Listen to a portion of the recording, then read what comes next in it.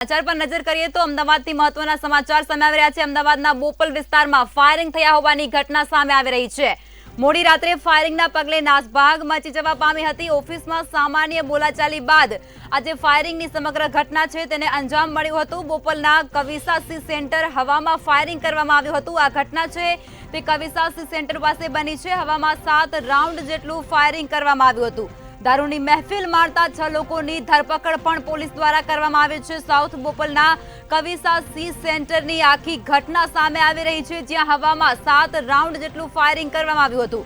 Firing કરનાર અને મારતા હતા દારૂની મહેફિલ તેવું પણ કહેવામાં આવી રહ્યું છે। દારૂના નશામાં આ ફાયરિંગ થયા હોવાનું પણ અનુમાન લગાવવામાં આવી રહ્યું છે। 2 કાર સહિતનો મુદ્દામાલ છે તે પોલીસ દ્વારા કબજે કરવામાં આવી રહ્યો છે। તેની સાથે જ જે દારૂની મહેફિલ મારતા હતા તેવા 6 લોકો છે તેની અટકાયત પણ પોલીસ દ્વારા કરી લેવામાં આવી છે।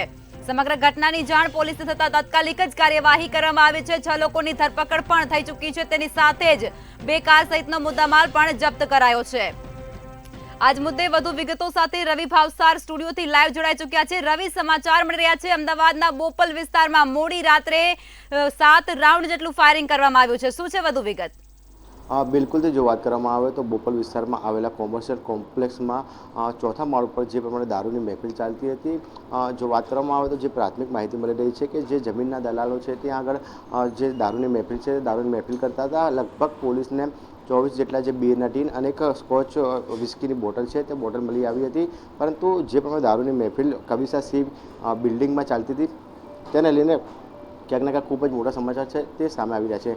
જે જમીનના દલાલો હતા તે ત્યાં આગળ દારૂની મહેફિલ છે તે મહેફિલ કરતા હતા ને ત્યાં આગળ તેમની પાસે એક વિદેશી હથિયાર હતું। તે વિદેશી હથિયાર દ્વારા લગભગ જો વાત કરવામાં આવે તો 7 રાઉન્ડ ફાયરિંગ છે તે 7 રાઉન્ડ ફાયરિંગ કરવામાં આવ્યા હતા। અને ત્યારબાદ જે સમગ્ર મામલો છે તે સમગ્ર મામલો બિચક્યો હતો। પરંતુ ઘટના સ્થળે પોલીસ પહોંચી જતાં જ જે 6 લોકોની ધરપકડ છે તે 6 લોકોની ધરપકડ કરી લેવામાં આવી છે। જો વાત કરવામાં આવે તો પોલીસ જ્યારે ત્યાં આગળ પહોંચી હતી ત્યારે પોલીસને પિસ્તોલના જે ખાલી કારતૂસ છે તે મળી આવ્યા હતા। સાથે સાથે જ 24 જેટલી જે વિદેશી બિયરની બોટલો છે તે મળી આવી હતી। સાથે જ એક સ્કોચ વિસ્કીની બોટલ છે તે બોટલ મળી આવી હતી। સાથે જ 2 લક્ઝુરિયસ ગાડીઓ છે તે 2 લક્ઝુરિયસ ગાડીઓને પણ બોપલ પોલીસ દ્વારા કબજે કરવામાં આવી છે। એટલે કે કહી શકાય કે જે પ્રમાણે બોપલમાં જે જમીન દલાલોની જે મહેફિલ ચાલતી હતી અને મહેફિલમાં ક્યાંક ને ક્યાંક જે માથાકૂટ થતા સમગ્ર મારામારી અને સમગ્ર બનાવ છે તે સામે આવ્યો હતો। તેને પગલે બોપલ પોલીસ છે તે ઘટના સ્થળે પહોંચી ગઈ હતી અને 6 આરોપીઓની ધરપકડ કરી અને 1,22,000 થી પણ વધારાનો મુદ્દામાલ છે તે કબજે કર્યો હતો।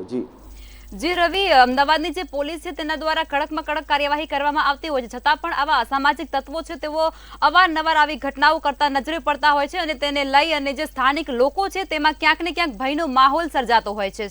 શું કહેશો આપ?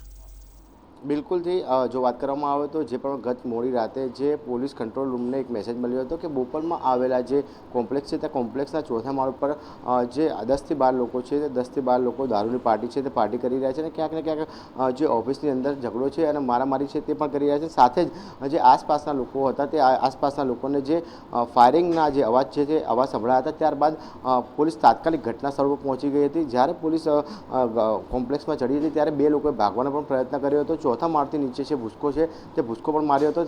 તેથી તે લોકોને ઈજા પણ થઈ હતી।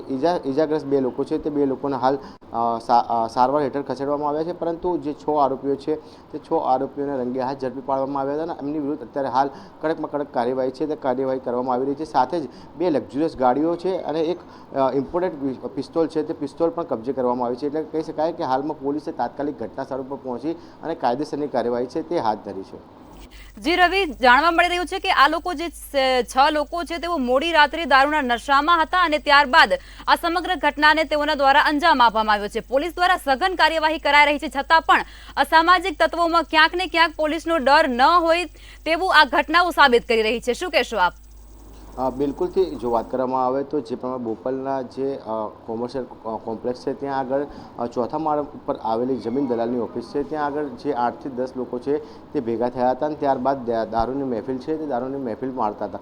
પરંતુ કોઈ કારણસર જમીન દલાલો વચ્ચે અંદર માથાકૂટ થતાં સમગ્ર મામલો છે તે સમગ્ર મામલો બિચક્યો હતો અને ત્યારબાદ અંદર ઝપાઝપી પણ થઈ હતી અને સાથે સાથે જ 7 જેટલા જે રાઉન્ડ છે તે 7 જેટલા રાઉન્ડ વિદેશી પિસ્તોલમાંથી ફાયર કરવામાં આવ્યા હતા। એટલે કહી શકાય કે ખૂબ જ મોટી દુર્ઘટના છે છે તે દુર્ઘટના બનતા રહી ગયું હતું સ્પષ્ટપણે લાગી રહ્યું છે. પોલીસ છે તે પોલીસ આવા અસામાજિક તત્વો વિરુદ્ધ કડકમાં કડક પગલાં ભરતી હોય છે, પરંતુ યેનકેન પ્રકારે જે દારૂડિયાઓ છે તે દારૂ ગમે ત્યાંથી મંગાવી લે છે અને ગમે તે જગ્યાએ પાર્ટીઓ કરતા હોય છે અને ત્યારબાદ દારૂના નશામાં લોકો સાથે ઝઘડા પણ કરતા હોય છે અને સાથે સાથે અકસ્માત પણ કરતા હોય છે. તેને કારણે કેટલા લોકોને જીવ ગુમાવવાનો પણ વારો આવતો હોય છે. પરંતુ હાલમાં બોપલ પોલીસે ગણતરીના કલાકોમાં 6 આરોપીઓને ઝડપી પાડ્યા છે. બીજા વધુ જે આરોપીઓ છે તેમને ઝડપી પાડવા માટે ચક્રો ગતિમાન કર્યા છે.